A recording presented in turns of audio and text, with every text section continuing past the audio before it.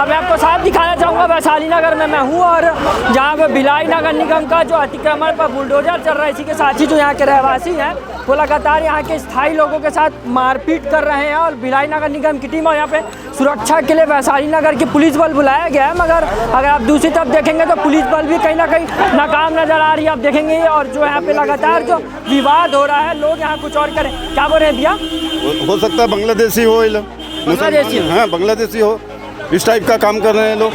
इतने पुलिस वाले के सामने, इतने प्रशासन के अधिकारी कर्मचारी हैं, उनके सामने देखिए पत्थर उठा रहे हैं, मार रहे हैं, ये कर रहे हैं, डंडा निकाल रहे हैं, ऐसा करके। पुलिस का सुरक्षा नहीं मिल रहा है क्या ठीक ठाक? पुलिस भी लाचार है अभी, देख लीजिए आप, तो अब देख ही रहे हो आप। देख सकते हैं जो निगम के ये कर्मचारी हैं जो यहाँ पे आए थे और जो अतिक्रमण है उसको खाली कराने के लिए, अवैध कब्जा उसको खाली कराने के लिए आए थे, मगर कहीं ना कहीं यहाँ पुलिस भी लाचार दिख रही है, क्योंकि जो एक व्यक्ति है लगातार आप फ्रेम में देख पा रहे होंगे, वो डंडा लेकर मारने के लिए पुलिस वालों तक को दौड़ जा रहा है और कहीं ना कहीं ये बड़ी दुर्घटना हो सकती थी।